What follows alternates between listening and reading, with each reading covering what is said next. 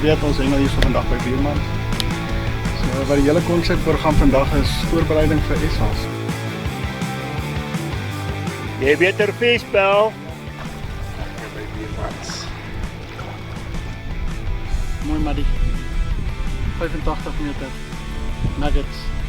My klein bietjie stinkvoete.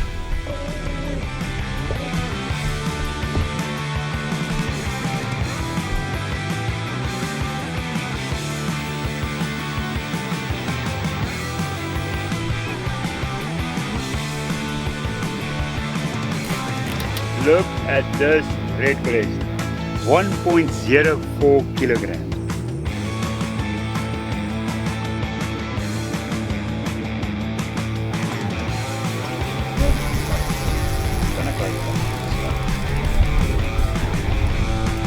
Oh my soul, ek moet daai ding sien.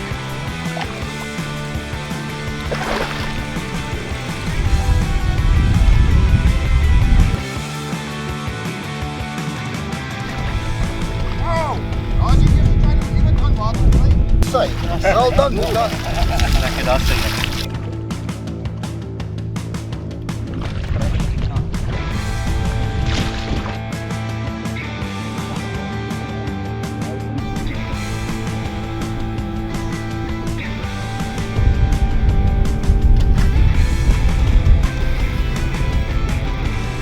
Ek love this.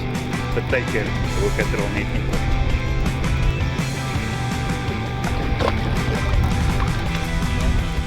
Wat 'n kurper. Dis wat jy vang. As jy hulle food. Gooi, totdat die grootes inkom.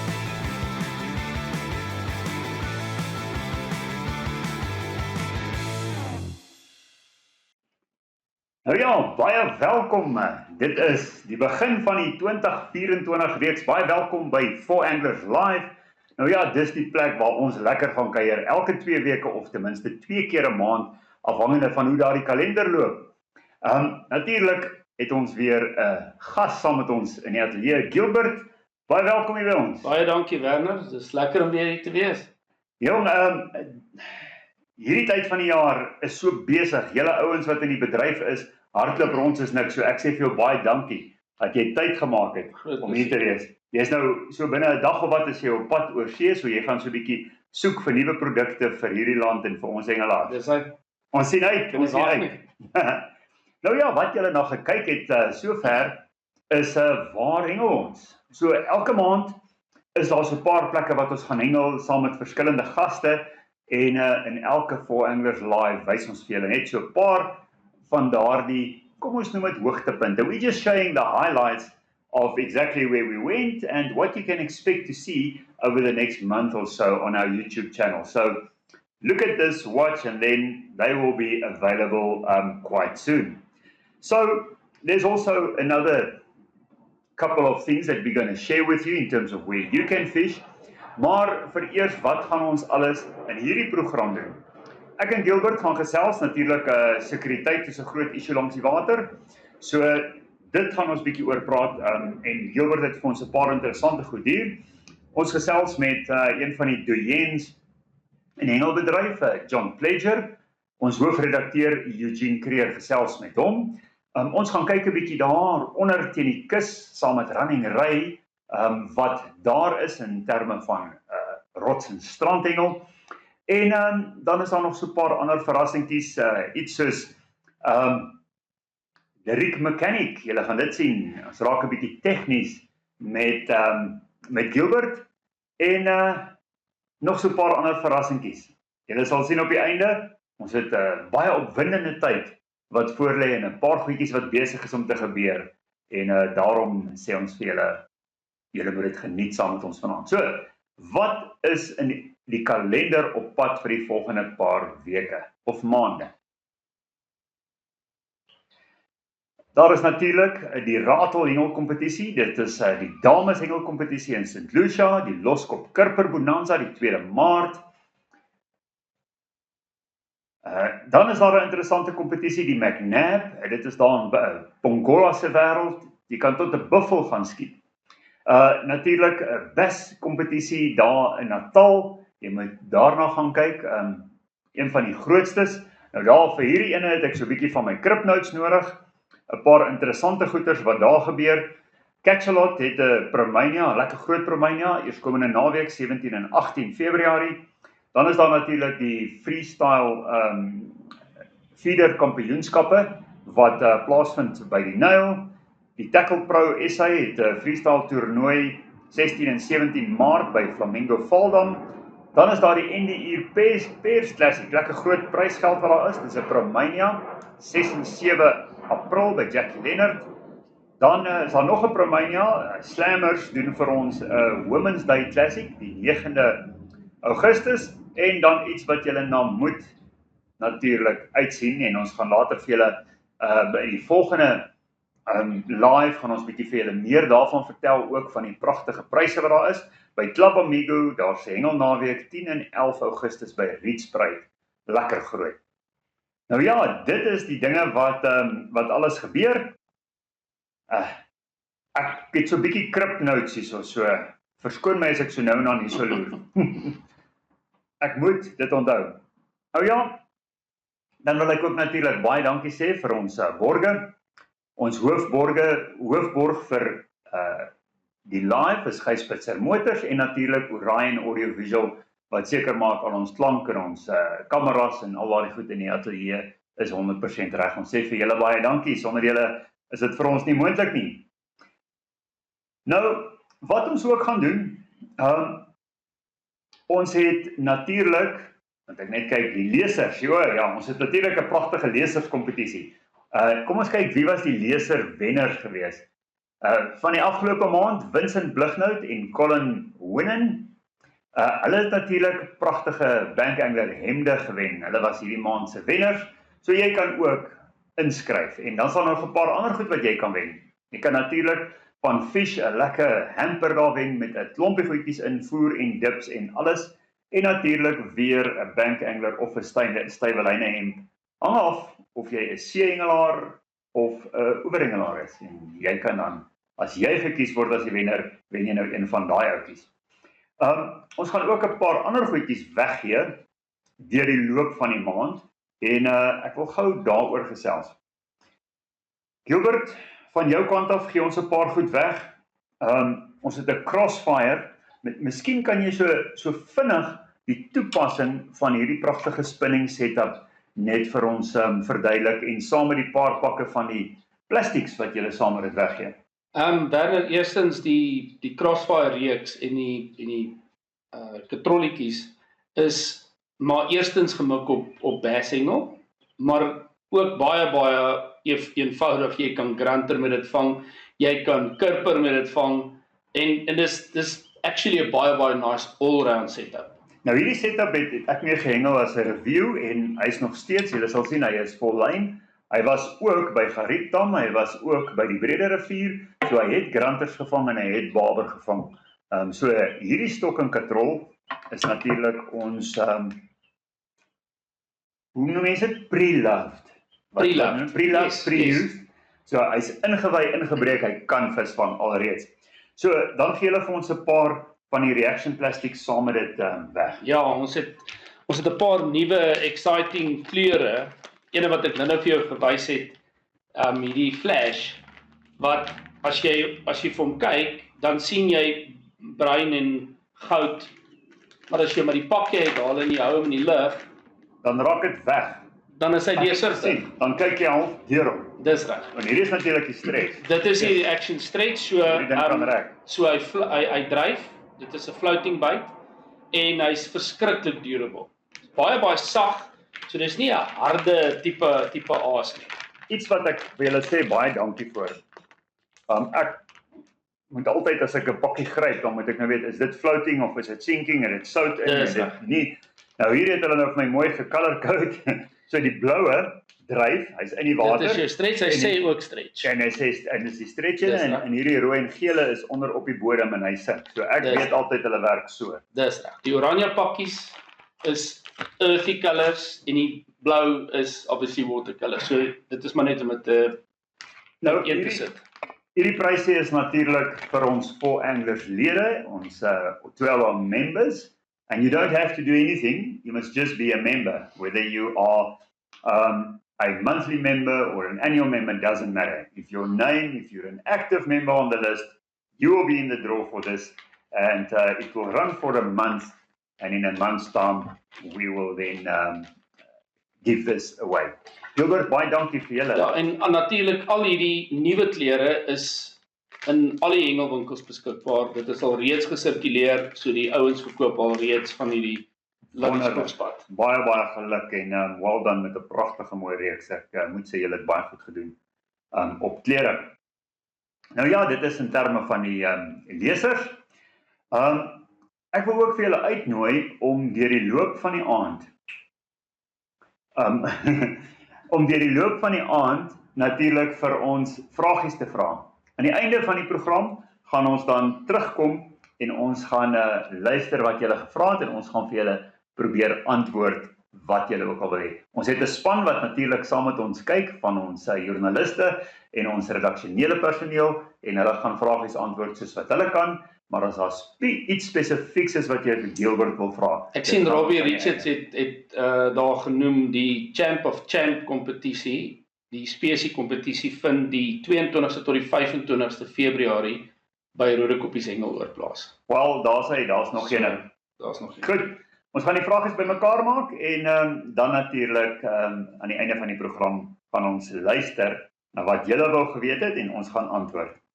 So, dan gaan ons oorgaan om bietjie te gesels oor security en ons sê baie dankie vir ons borg. Nou ja, hierdie is 'n interessante produkkie en my bestelling is reeds in. Kyk hierdie pragtige een.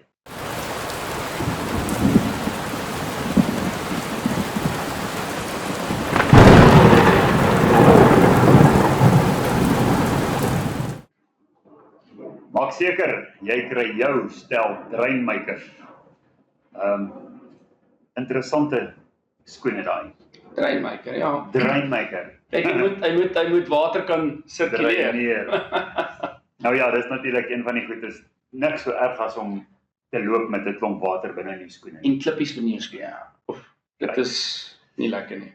Wat 'n klippie in jou skoen is as jy by die water is as jy die oggend wakker word en jou tent is oopgesny en jou selfoon is weg. Dis 'n groot klip in jou skoen. En 'n paar kraswoorde en al daai goedjies wat daarmee saamgaan en spyt. En spyt, natuurlik. So ons het 'n paar minute om hierdie gesprekkie natuurlik te voer.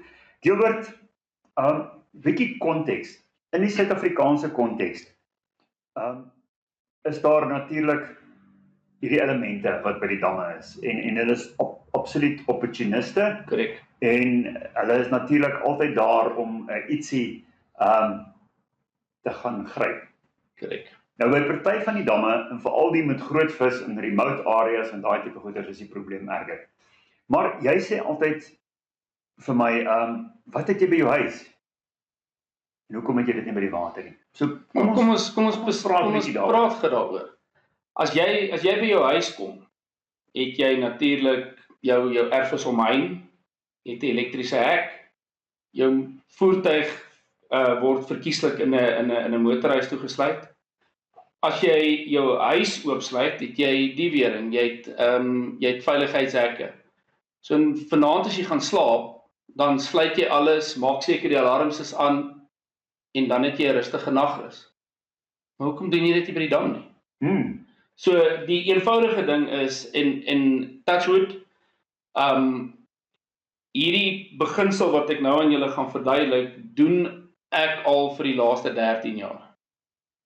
En ons het gelukkig nog nie 'n insident gehad nie. So eerstens, as die voorkant van die tafel na die water is, en hier waar die stok is waar die stokke is, en hier is die tent. Sê ek maar nou eers die stok ingooi. Nou moet jy eers die stok ingooi en alles. Maar hier is jou tent, hier waar die reaction plastics is, hier is jou tent. Okay, en daar's ons Reg agter my tent parkeer ek my voertuig en my sleepwa. Okay, stokke kyk water toe. Stokke kyk water toe. So reg agter my stokke is my tent, reg agter my tent, soos in teenoor parkeer ek my bakkie en my sleepwa. Dan sit ek hierdie eenvoudige goedkoop sonpaneel alarmpies op die bakkie se wiel wat agtertoe wys. Okay, so jy sê sonpaneel alarmpies, dit beteken nie hy moet son sien om te kan werk nie. Dit beteken jy laai sy battery in die dag deur hom so neer te sit en in die nag dan kan hy nou agtertoe kyk. Maak nou nie saak watter kant om jy kan hom vassit of wat ook al. Maar hy sien dan en hy hou 'n nag. Hy hou meer as 'n nag. So hierdie gesiggie gee vir jou 125 grade beam op 20 meter. So as ek hom op 'n angle op my bakkie se wiel neersit, dan gee hy vir my 125 grade daai kant toe. As ek hom op die agterste wiel neersit en ek draai hom effens, dan overlap ek die beams en dan sit ek agter op die sleepwa en langs die kant aan elke kant. So ek het 6 van hierdie. En hulle het nog altyd hulle werk gedoen. Tot jy vergeet hulle is op die wiel en jy ry. Tot ek vergeet hulle is op die kankerer se wiel en dan ry ek hom plat. Maar en dan reg aan die agterkant daarvan het ek 2 LED spotlights wat van 'n deep cycle batterye werk. En glo my, ons het nou al 'n week lank gekamp en daai deep cycle battery raak nie pap nie, solank as wat jy in die oggend as dit begin lig word dan ontkoppel jy die pole. Nou dit skyn ek agtertoe. So ek sit nie lig voor my nie, ek sit lig agter my. En daai 2 LED spotlights verlig omtrent 'n rugbyveld se size. En glo my, die ongewenste elemente hou nie van die lig nie, so hulle weet nie wat aan die agterkant van die lig aangaan nie. En dit is 'n verdere hupstoetjie in ons guns, want dan gaan soek hulle dit waar dit donker is en waar die manne kliphard snork en waar hulle lekker gekuier het en alles ooplos. Dis nou natuurlik een van die dinge wat heeltemal in die eienaar se beheer is. Yes. Is hoe diep jy slaap. Correct. Nou, kyk vir die ouens is dit lekker, is goed om 'n vleisie te braai en 'n biertjie te drink en dalk 'n brandewyntjie te vat en so aan, maar as jy langs die water is en jy is alleen, moet jy nou nie soveel drink dat jy nie gaan wakker word. Nee. En ons het ook in die kompeterende faset het ons geleer, toe ek en Loukie nog saam gehengel het, in die kompeterende faset het ons altyd beurte gemaak om te slaap. So ek het vroeg aand gaan slaap tot middernag, dan het hy my wakker gemaak met 'n cappuccino en dan het hy gaan slaap en ek het die nag deurgewerk. En jy hoef nie te operate en alles nie, jy kan rustig sit, jy kan lê en Facebook kyk of wat ook al die geval is, maar laat 'n mens net met jou ore kan luister wat om jou aangaan. Dit is nommer 1. Gilbert, binne in jou tent, wat is belangrik met betrekking tot wat jy waar het en wat verwag daai ouens, waarna soek hulle en hoe kan jy hulle flous? Nommer 1, die meeste ouens wat ek nou al gehoor het 'n vuurwapen verloor, het 'n wallet verloor, het 'n selfoon verloor ensovoorts. So en wat ek doen is, ek het in my tent het ek letterlik net my bedje en my sagbaar wat my tackle box en al daai tipe van goedjies op het. En dis alles items wat 'n geraas maak as jy dit hanteer. En hy's ook so geposisioneer. Ek het 'n Rich Monkey liggie binne my tent wat ek aansit en hy bly die hele nag lank aan, maar hy skyn rooi, so dit pla jou nie as jy slaap nie. Maar dit gee vir jou daai ambient lig sodat jy kan sien wat om jou aan die gang. So as daar 'n hand of iets deurkom, kan jy dit sien. So dit help, maar die alarmpies help ook in die sin dat, en ons het nou al baie gehoor dat van hierdie ongewenste elemente, leopard krol, nou daai alarmpies wat laag gestel is, tel op 20 meter, tel hy enige ding op wat op die grond is. Dan het ek hierdie nuwe stelsel van Quabeams. Nou Quabeams is 'n maatskappy wat in Suid-Afrika, hier in Pretoria operate, en ek gaan nou hierdie ding optel, maar hy maak 'n enorme lawaai want hy het 'n IMU. So die oomblik as jy hom beweeg,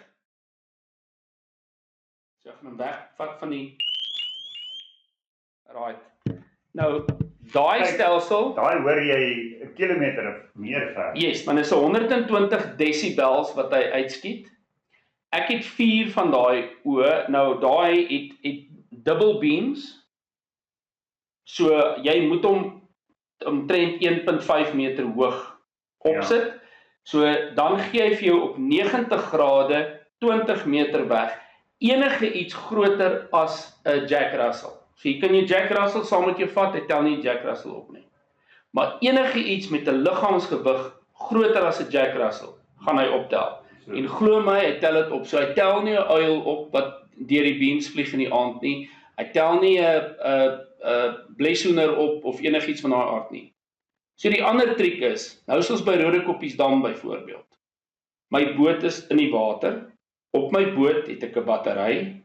Ek het 'n duur echo sounder en dis alles en 'n trolling motor of 'n petrolmotortjie en dis alles goed wat geld kos. So al wat ek doen is ek vat 'n emmer, een van die groot 20 liter emmers, maak hom vol water soos wat ons gedoen het by hier gaan ons alweer, sit hom daar neer en sit die alarmpie bo op hom neer. So enige iets wat binne 'n 125 grade in 'n 20 meter radius naby my boot kom, gaan ek optel. Want by Hartbeespoortdam, by Rodekoppies kom hulle van tyd tot tyd van die water se kant af. So hy kom nie van agter af nie, hy kom van die water af, klim baie rustig uit die water uit en hulle is verskriklik stealthy. En dan kom steel hulle wat hulle wil steel. So nou het ek behalwe vir alles wat my agter beskerm, ten minste 180 grade, het ek ook 'n alarmpie in die voorkant wat my visstokke sowel as my boot beskerm. Nou ek gebruik die Delcom TXID alarmpies wat ook 'n ingeboude IMU het. So as hulle my pod sou optel en wegbeweeg, die oomblik as my pod begin beweeg, gaan gee my receiver vir my ook 'n waarskuwing dat daar iets aan die gang is. Okay. Maar dis die tipe alarm wat jy wil hoor as die katrol loop. Verkieslik. Ja. Maar die groot ding is, soos ek sê, jy weet, ons almal het duur toerusting. En 'n ou wil nie jou toerusting sacrifice by die water nie. So as jy ekstra effort insit by die huis om jouself te beveilig, doen daai ekstra bietjie moeite en ek meen hierdie goed is nie baie duur nie. Hierdie is, ek sien hulle in die hengelwinkels nou R280. Ja. Nee, hulle is deur die moeite werd. So as jy 6 of 7 van hulle gekoop het en jy het hulle gepak rondom jou kampie, dan het jy daai extra peace of mind. Dis nie 'n waarborg dat iemand nie gaan probeer nie. Ja. So dan moet jy seker maak dat jy en natuurlik die ander belangrike ding is, my kamera en al my ander waardevolle items is in my bakkie toegesluit. Ja. So goed wat rond staan, stoele en al daai goeders word weggepak in die aand. Ja. Want ek het dit nie nodig in die aand nie en dit gee net, jy weet, daar's net minder goed om, jy weet, oor te val as jy agter iemand moet aanhardloop. Wel, ons gaan 'n bietjie later hierdie gesprek voortsit en julle moet asseblief julle vrae deurstuur. Dan aan die einde van die program gaan ons met julle gesels. So, nou gaan ons eers 'n bietjie kyk na 'n paar hengelaars wat presteer het in Performers Corner en waar hulle gehengel het en hoe hulle gemaak het.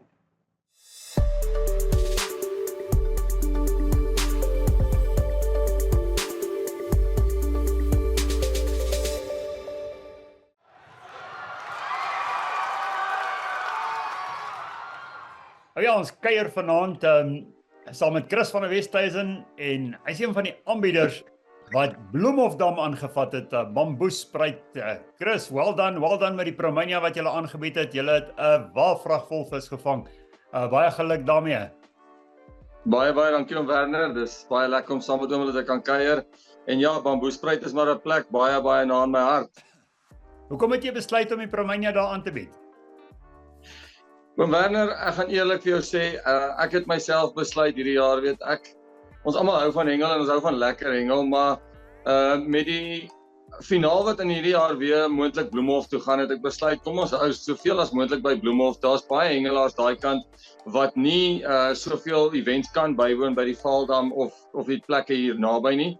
En ek het sê, weet jy wat, vir een keer 'n maand ry ek Bloemhof toe en ek gaan hengel lekker en hopelik het ek 'n groot crowd wat dit saam met my wil doen.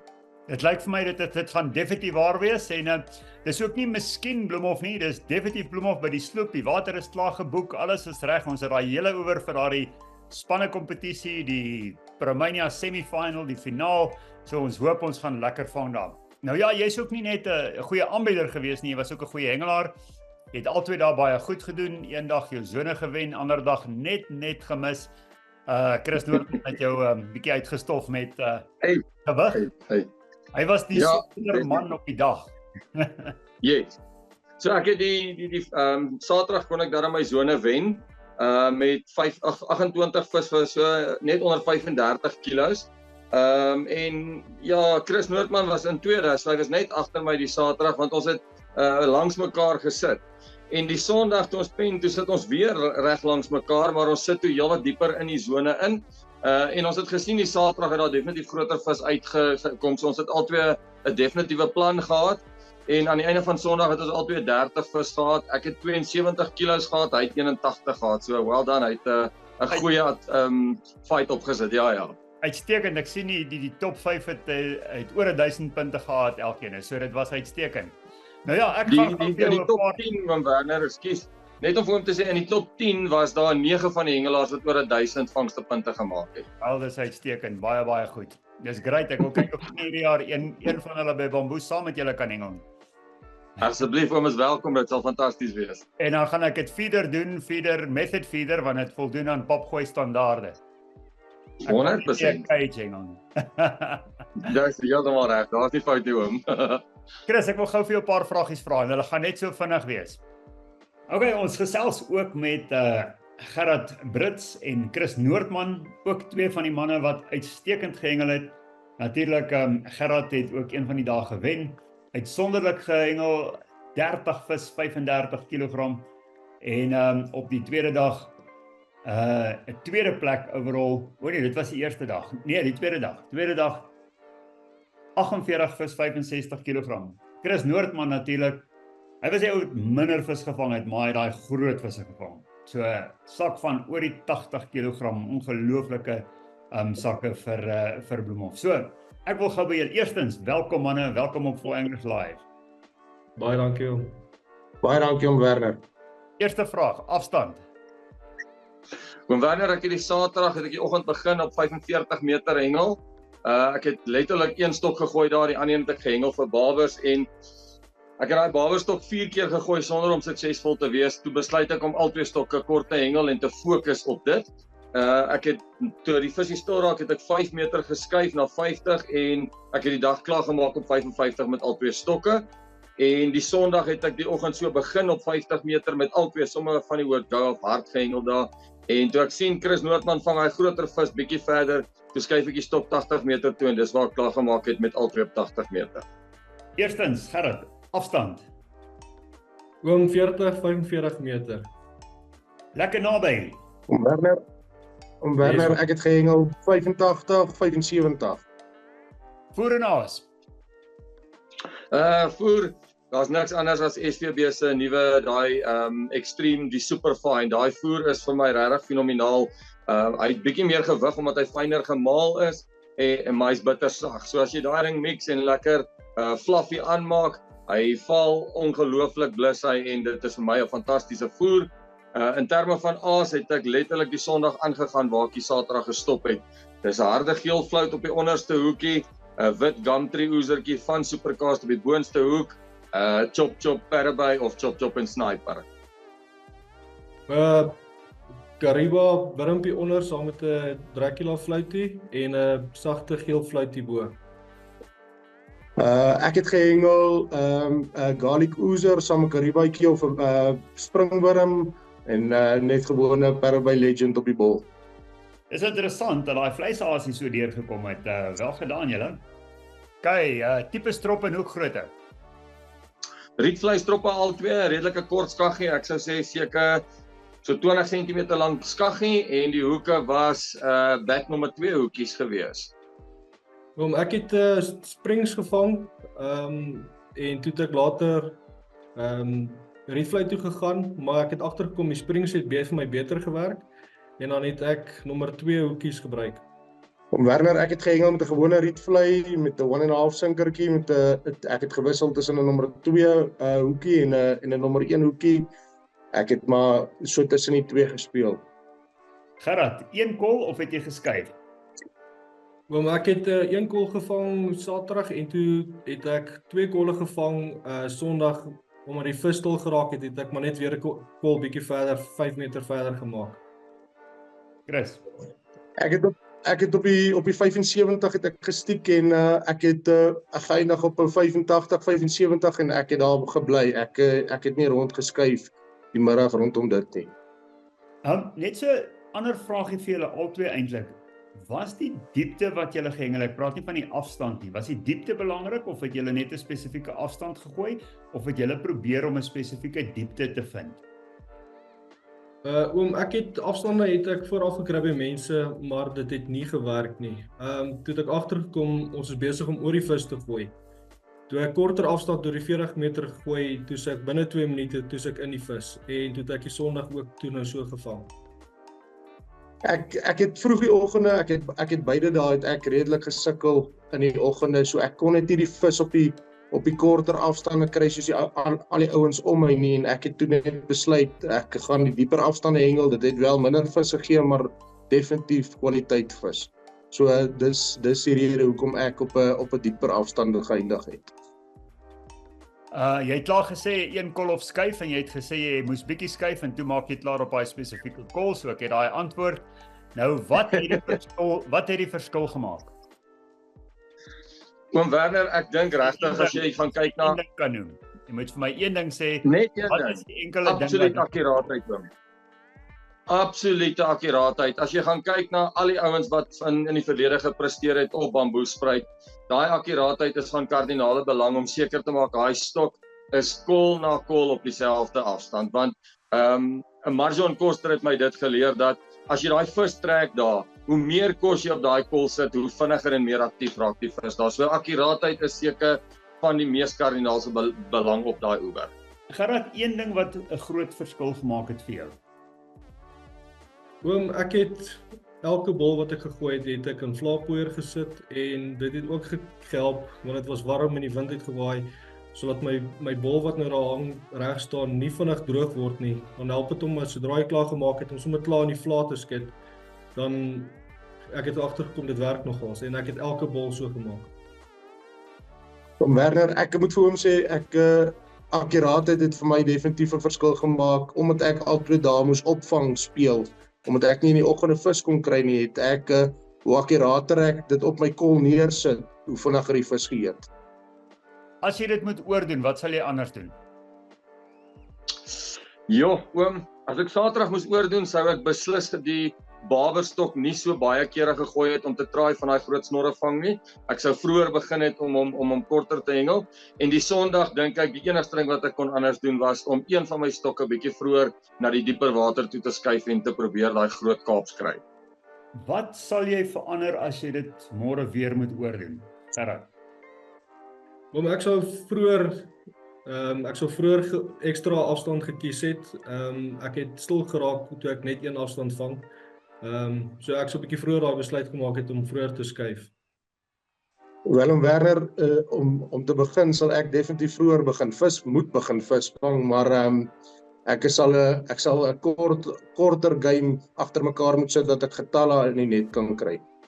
En dan sal ek definitief op die langstok die groter vis vang. Chris, baie dankie, uitstekend, goeie prestasie en well done met die aanbied daar. Ek hoop ons gaan nog 'n klompie goeie Promanias sien. Ons wag vir die dag wat julle 1500 en 2000 punte begin kry by Bamboes. Baie dankie aan Werner, baie dankie aan Supercast, dankie aan Sensation en aan julle dat julle vir ons al hierdie platforms moontlik maak.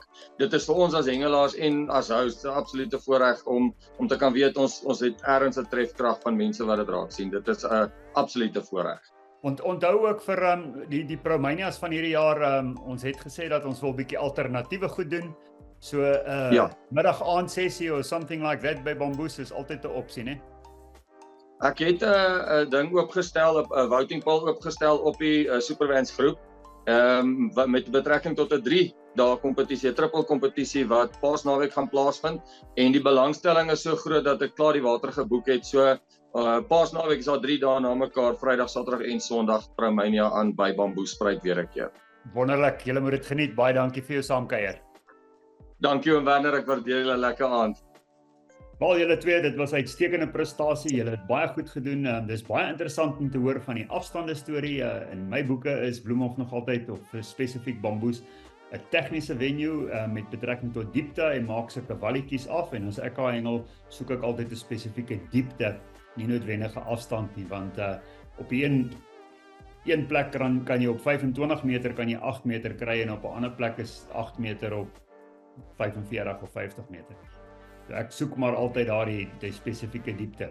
Maar baie dankie dat julle met ons lesers en ons kykers gedeel het, ontwaardeer het en sterkte vir die res van die jaar. Ek sien julle manne lê sommer baie goed op die rankings, so well done. Ons hoop om julle te sien daar in die top rankings tot by die finaal wat natuurlik in November by die Sloep in Bloemhof is.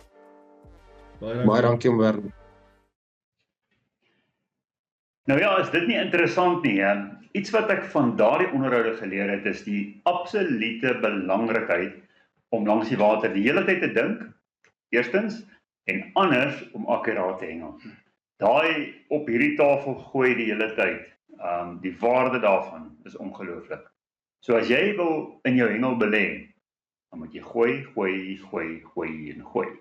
En dit maak van jou beter hengelaar. So het ons ook gesien die afgelope week, die dames wat by Bloemhof is, het so pas hulle nasionale kampioenskappe klaar gehengel en môre begin hulle proewe. En Nadine Jansen van Nieuwenhuizen by die A-afdeling en Belinda van Sail by die B-afdeling is die twee dames wat tans nou die kom ons sê die reigning champions is. Wat dit nogals baie uniek maak of 'n baie goeie prestasie. Dit is Nadine Jansen van Nieuwenhuizen se 3de jaar agtereenvolgend. Dis amazing. Wat beteken oor 'n 3 jaar gemiddeld is sy 100%. Dit word nie baie gesien nie. Nadine, baie geluk, well done. Nou ja, Annetjie, my vroutjie wat ook vandag verjaar, baie geluk my skarrewol. Baie geluk Annetjie. Sy het 'n bietjie gewerk ook daar by Bloemhof en sy het natuurlik die onderhoude gedoen met Nadine en Belinda, wat ons volgende keer na gaan luister om te hoor wat het hulle gedoen. En dan is daar nog 2 verjaarsdae. Daar's nog 2 verjaarsdae. Jo. Wel, daar's 'n paar verjaarsdae gister gewees, Yes. Herman Waldman en Wessel Grimbeek en natuurlik klein Reinhard. Ja, baie geluk Victorious. Reinhard. En Gavin. Gavin vandag. Gavin is al by Reinhard kyk. gister. So Gavin, baie geluk. Natuurlik een van ons ander vennote ook, Vincent de Boer, wat van Vega Graphic, wat al ons voertuie en bote en alles rap, hy doen Vega Decks en Vega Graphics en so aan. Hy verjaar ook vandag, so Baie geluk. hy's ook natuurlik 'n Protea baarsengelaar, so hierdie tipe Okay. goedjies wat hier is nou so in sy kraam. In sy kraam. So baie geluk Vincent. Nou ja, nou gaan ons verder aan. There's an interesting, I am being reprimanded from behind the camera because I'm looking at the visuals and not at the camera. My apology if I'm not looking you guys in the eye. So, there's a very interesting series that is starting tonight and it will continue every single live. And that is by a guy that I regard as one of the specialists in the technical field. Whenever I want information about tying rigs, specifically on carp angling side, but I also apply it at the feeder fishing. I go to this guy. He calls himself in this series the rig mechanic, but he's actually sitting here. Gilbert is taking us step by step, and every single episode is doing one rig.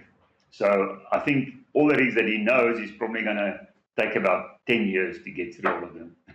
Gilbert, thank you for that. Only a And it's pleasure. an excellent production. Thank And you. let's have a look what the rig mechanic says about one of his favorite rig, and I think he calls it the spinner rig. That's it, yes.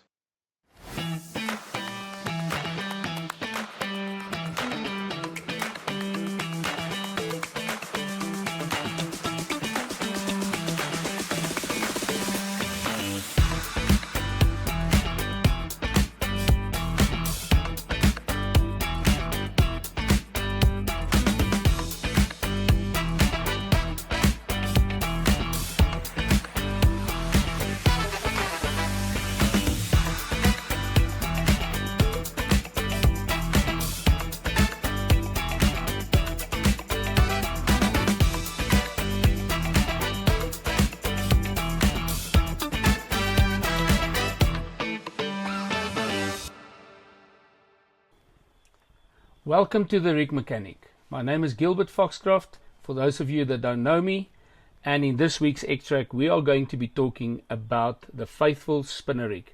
Now this is a rig that I have been using over the past 4 years and it's never let me down. So I've got the utmost confidence in this and will use it on any water in any condition. The rig has a 7-inch boom or an 18 centimeter boom if you want to go centimeter wise, and of course my faithful quarter crank in a size 4. I construct this rig by taking 25 centimeters of the quarter boom fluorocarbon in 25 pound and I crimp a large loop on the one end. I then slip a 0.6 millimeter crimp onto the boom, followed by a size 11 PTFE coated spinner swivel. Then slipping the boom through the other end of the crimp. I measure exactly 7 inches or 18 centimeters and then crimp it closed in the middle slot of the mini crimp tool. Cut the tag end off about 1.5 millimeters from the crimp so I can mold the dark matter putty neatly around the crimp and the tag end. Prepping the hook starts with slipping the medium kicker onto the hook after cutting about 1 millimeter off the thick end of the kicker. This is followed by a medium rig ring swivel and a hook bead. The new high grip hook beads are really special. The hook is now hooked onto the spinner swivel and the kicker carefully slipped over the spinner swivel, leaving a small gap for additional free movement. All I still need to do is add my favorite hook bait and I am sorted and done. This is where the spinner rig has no equal due to its versatility. I can use it with a quarter crank, a long shank or the new spinner hook. I can use it with wafters, pop-ups, snowman presentation or tiger nuts, making it the most versatile rig out there. This rig has caught me countless carp over the last 4 years, including many 30s and a stunning 46 pound 7 ounce common last year. We hope to see you on the bank soon. Enjoy. Cheers.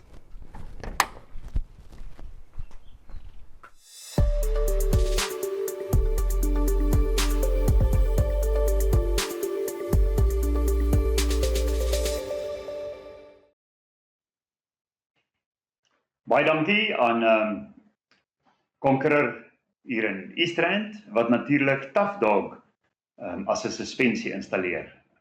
Nou ja, ons het bietjie by hulle gaan kuier vroeër in hierdie week en ons gaan nou vir julle wys wat het ons daar gedoen. Ons gaan natuurlik nou 'n bietjie verder en ons gaan gesels met een van, well, let me put it this way, one of the administrators and personalities in the fishing industry that I've got the utmost respect for. He's been in the fishing industry forever and a day. His name is John Pledger, and he's one of the doyens of that. He's the president of SACRA as well as SAFTAD, and Eugene Kruger, our editor-in-chief, has actually spoken to him. So let's hear what John had to say about some of the actuality questions that Eugene had for him. Right, this evening we have the doyen of our recreational fishing industry, Mr. John Pledger, who's been involved in the industry for many, many years. As a guest in our studio this evening, we're going to have a little chat about the SAFTAD, the organization of which he's been chairman for many years. That's the South African Fishing Tackle Agents and Distributors organization. And he's also the brainchild behind SACRA, which is the South African Consolidated Recreational Angling Association, which does a lot of work behind the scenes. So John, welcome. Really glad to have you. It's an honor to have you in our studio this evening.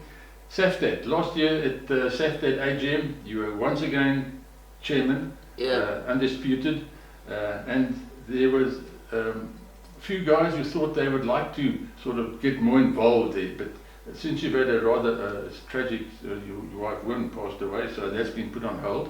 But anyway, the inland, especially on the inland recreational side, there are all sorts of challenges. Where do you see SAFTAD playing a role to sort of protect the consumers who, after all, buying all the product that SAFTAD members bring into the country? Yeah. One of the problems that we have is netting.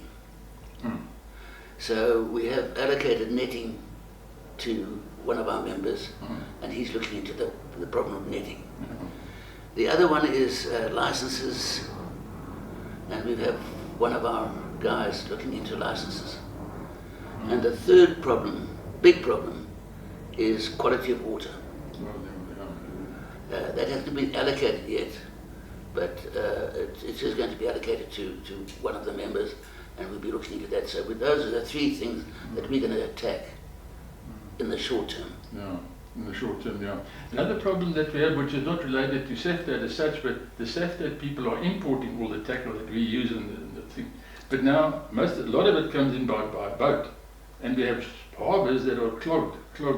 And this, I've spoken to one import, and he said, well, he used to have like 2 months run-up time. Now it's like half a year, 6 months, you know. Yeah, so this guy is saying, well, we're going to fly stuff in. That, of course, increases the price tremendously.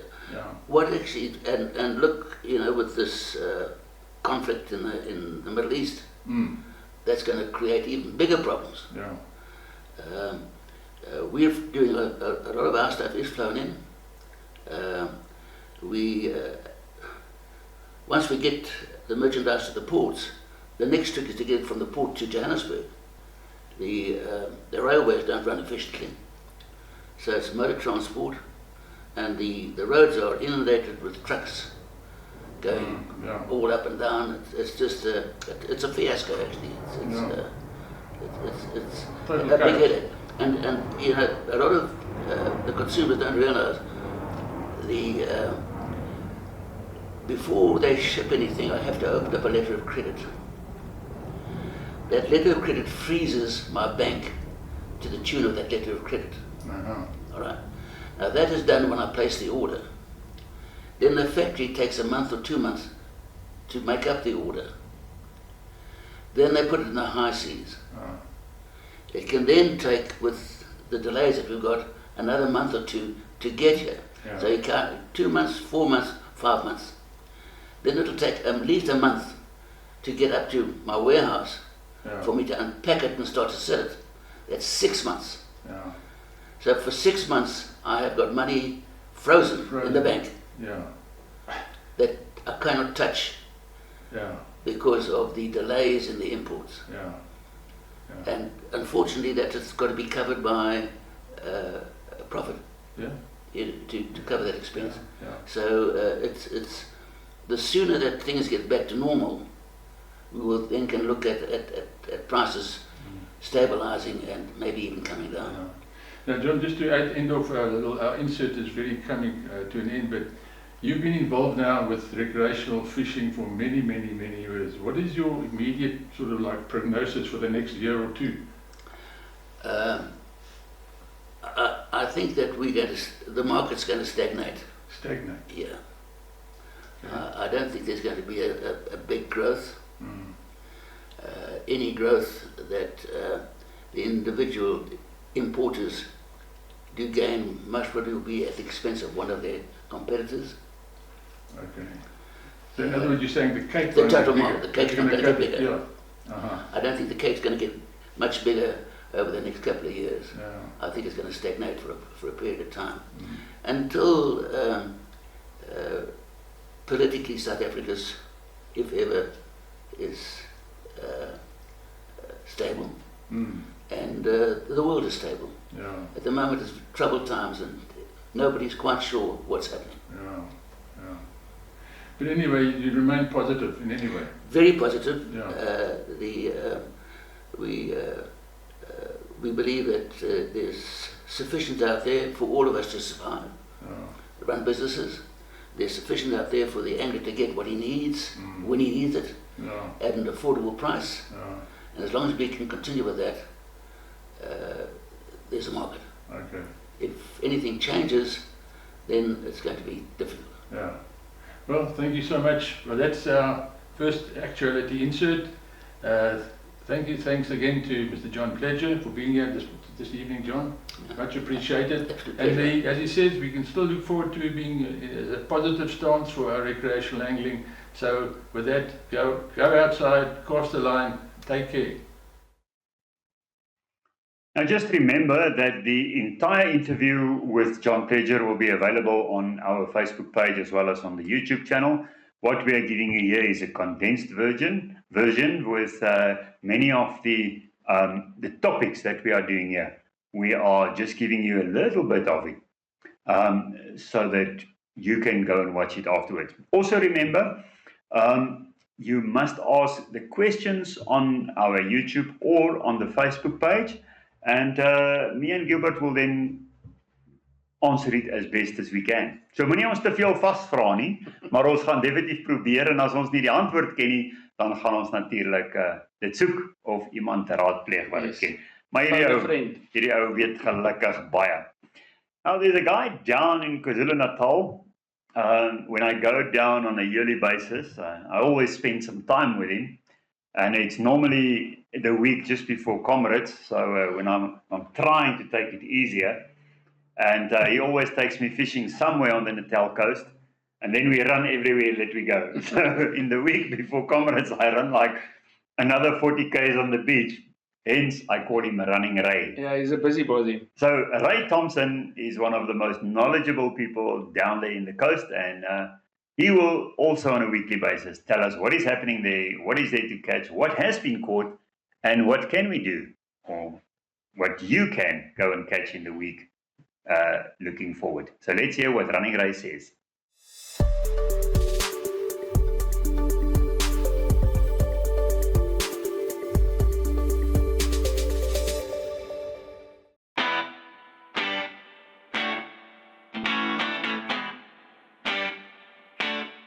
Hi guys, ladies, gentlemen, boys and girls. Once again, just a quick update from our fishing side. Durban over the last week has been a lot of northeasterlies, absolutely knockout for fishing. Like I said, it's been 10 days of northeasterlies.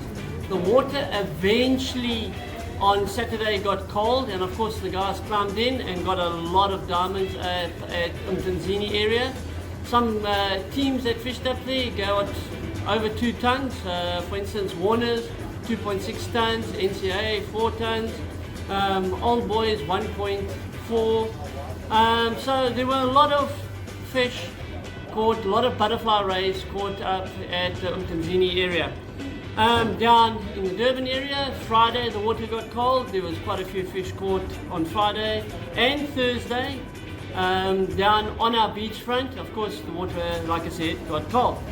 Looking forward to the next couple of days coming up. Our westerlies start from Tuesday. This is going to make the water warmer for us, and the fish species that we're going to start looking for once again will be bonefish, kingies, brown skates. The honeycombs will start coming because the sea will get flatter and calmer and cleaner. So all in all, it looks like it's going to be a good week coming up. So yeah guys, get out there, wet a line, and like I said, there are definitely a lot of fish to be caught as long as you've got good quality bait. When I'm talking about bait, I'm talking mackerel, red eyes. That is the bait of choice for the next week. What I've got here is I've got 80 pound FC 100, as you can see, a number 1 power swivel on the top, and a running trace that runs basically up and down. I've got a Marutu 8-0. I'm going to make a bait quickly that we've been using for catching the diamonds, the honeycombs and the sandies. It's a very simple trace. All we do, take our mackerel, tip him off slightly at the back, like so, just like that. It's making him more aerodynamic.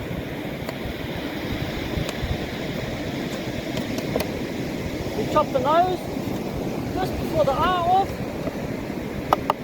Take a dangle puller, go through it, there are dangles, pull it through, take the Marutu hook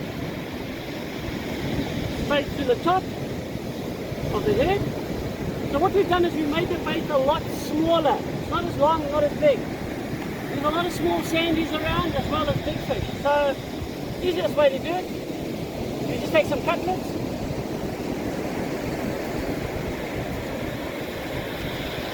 like so,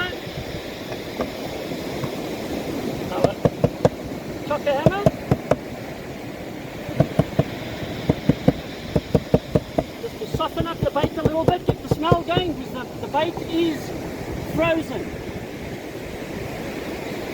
And it's very important to keep your bait frozen as much as possible, so that when it hits the water, the smell dissipates slowly. You don't attract all the small fish. You want enough bait there so that the big fish can actually find it. The water's looking absolutely tasty at Cinty's at the moment. And all we add is we just add the cutlets to it as we go. There's nothing fancy about the bait, but it's nice and round and small enough for a sandy to jump on. Whether it be a 100 kilo sandy or a 10 kilo sandy, it doesn't make a difference. This Marutu hook will hook it.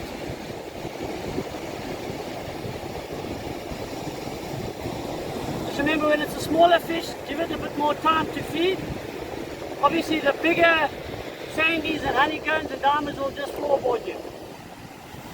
Look at it all coming off there, guys. There we go. There's the bait. Done.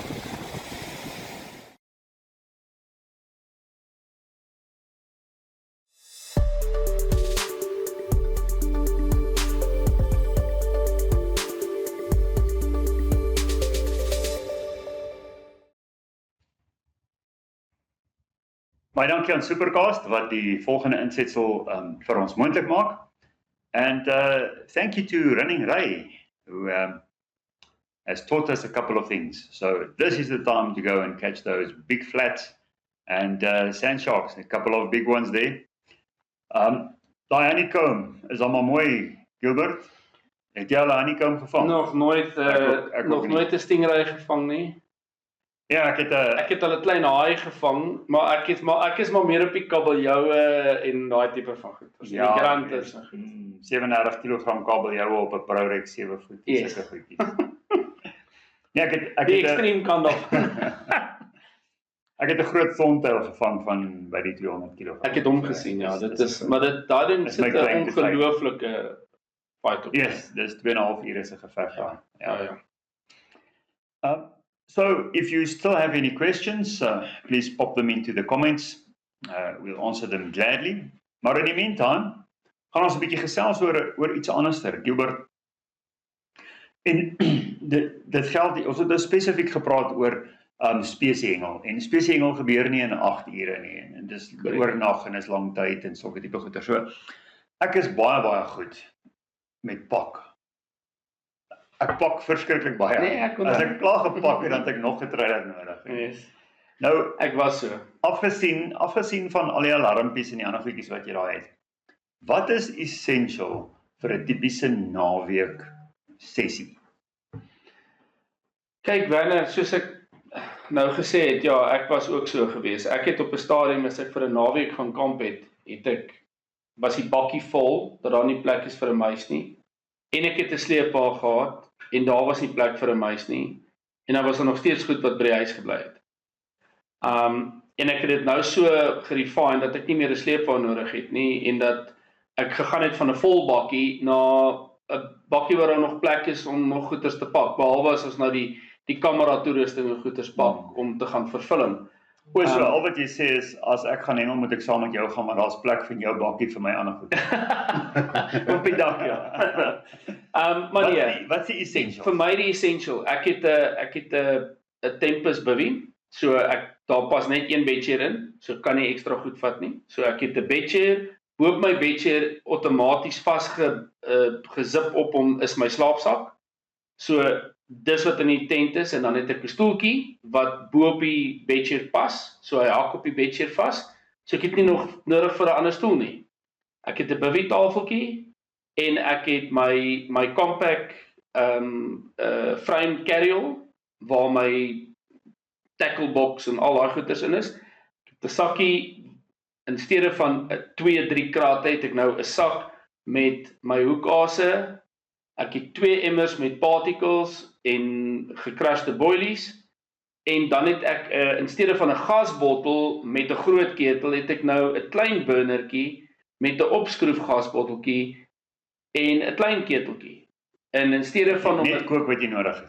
ek kook net wat ek nodig het. In daai keteltjie kan ek 3 koppies koffie baie gemaklik maak. En Bob se oom, ek het 'n klein safari chillertjie waar ek my essentials in sit, so vat nie te veel kos nie. Ek is in elk geval op 'n dieet, so jy weet, daai alles wat jy sien die eet jy is nou weg. Wanneer ek hengel, dan fokus ek op die hengel. So en dan natuurlik buite het ek 'n unhooking mat, ek het 'n paar retaining slings, ek het my skepnet en ek het my single setup met my stokke. That's it. Hoeveel stokke en katrolle het jy by die water? Ek het 3 hengelstokke en ek het 'n spadrad en 'n makerrad.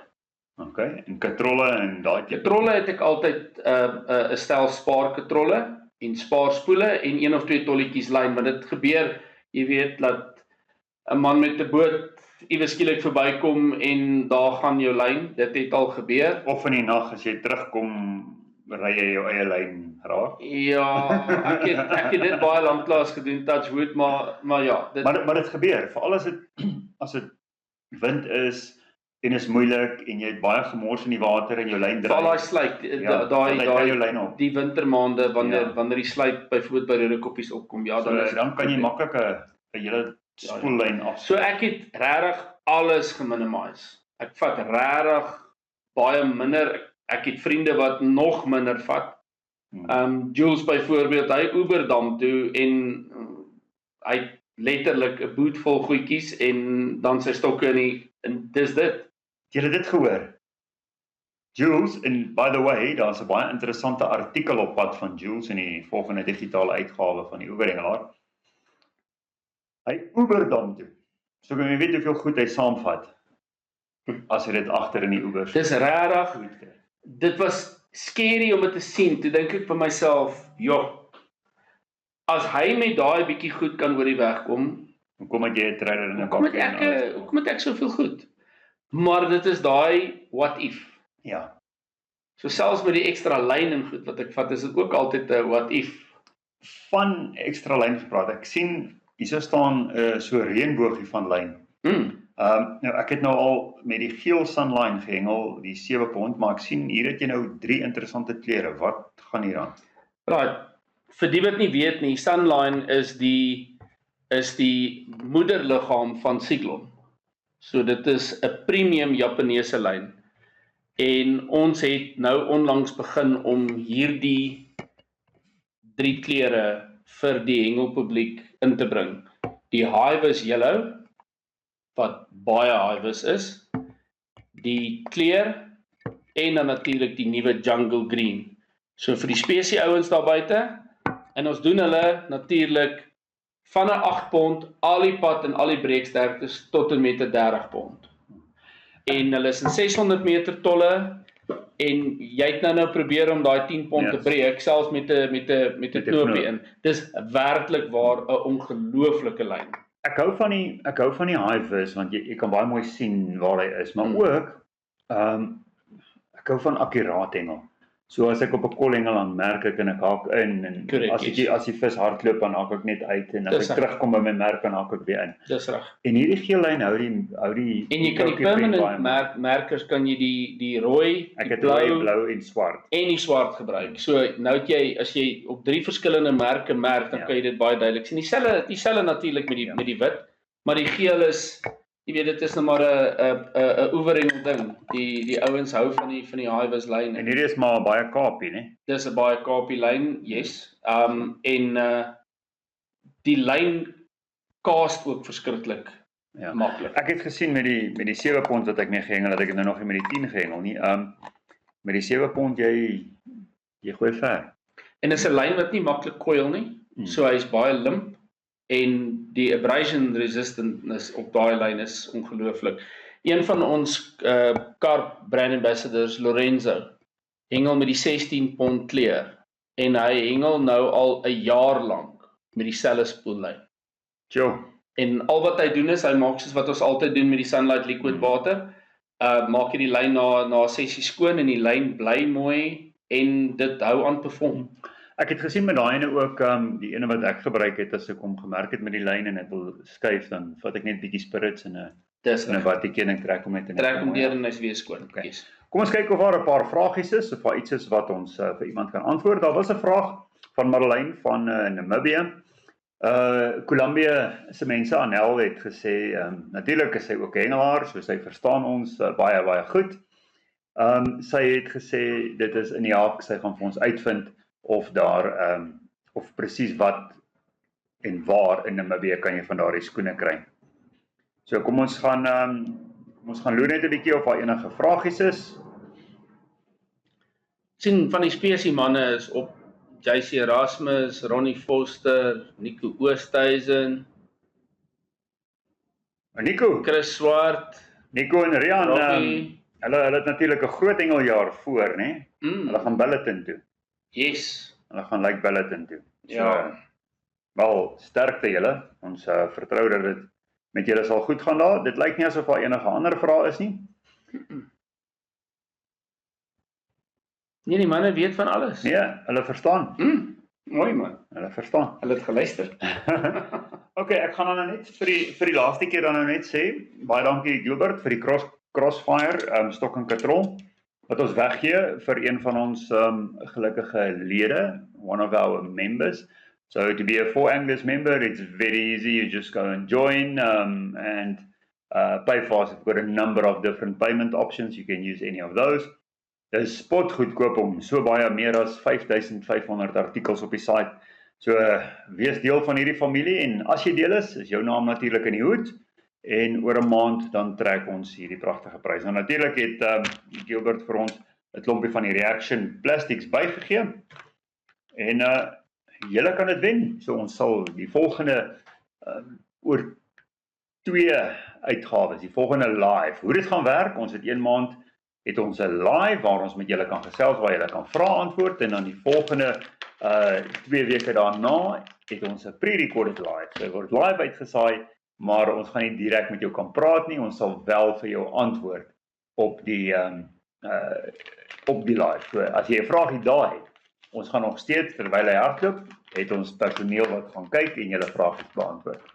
So dis dit. Nou ja, Gilbert, baie dankie. Dankie vir jou en vir jou bydrae en sterkte. Jy gaan so 'n bietjie daar na die ooste toe. Ja, ek vlieg Sondag Beijing toe vir 'n week en ons gaan bietjie produkontwikkeling en al daai goedjies doen. Bietjie met die fabrieke vergader, met ons agente daar en kyk of daar 'n paar nuwe goedjies is wat ons Suid-Afrika toe kan bring. Wat is belangrik vir jou as jy gaan kyk na goed oorsee? Waarna gaan kyk jy? En gaan jy uit Suid-Afrika uit met 'n tipe van 'n vooropgestelde idee wat ons mark wil hê? Of hoe benader julle dit? Kyk, ek het nou die laaste 6 maande het ek by baie hengelaars, by baie hengelwinkels gevra, wat wil julle sien?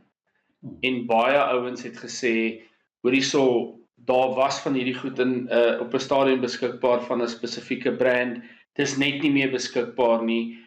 Ons het soveel demand daarvoor, daai tipe van goeders, dan maak ek 'n aantekening. Okay. So dan kyk ek soek wat jy ons vra. Yes, dan gaan kyk ek na spesifieke items en ek gaan soek daai goed op die web, neem screenshots, kyk 'n bietjie wat is die make-up daarvan. Jy weet, kom ons sê dit is 'n visstok.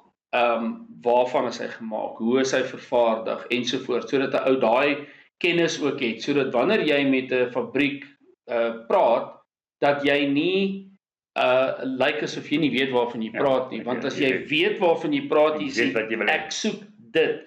Dis soos Uncle Mike altyd sê met die stokke. Hy sê vir die ouens, as daai stok nie 'n 3 kg dooie gewig kan optel sonder om te breek nie, wil ek hom nie hê nie. So daai tipe van ding. So dit is kry vir ons mooi speelgoedjies en nou natuurlik bring die goed terug Suid-Afrika toe. Ons gaan definitief probeer. Goed, ek sê baie dankie vir Campmaster wat vir ons die volgende insetsel moontlik maak en natuurlik Gijspitser Motors wat vir ons so 'n ander verrassingkie het en ons wil so ietsie met julle deel. Ons gaan net so 'n klein bietjie vir julle wys waarmee ons besig is. Volgende keer gaan julle die full monty sien. Maar hy is net so klein lusmakertjie.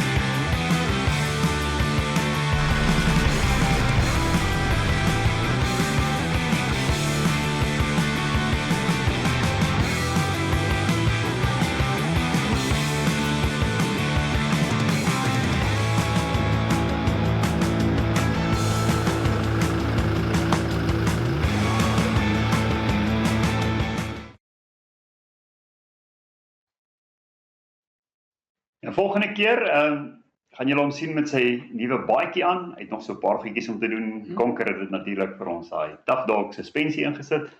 Kan ons nou is daai bloem of bamboespad nie so erg nie. Hou hom lekker ry. Natuurlik Koneni toe en oral terwyl.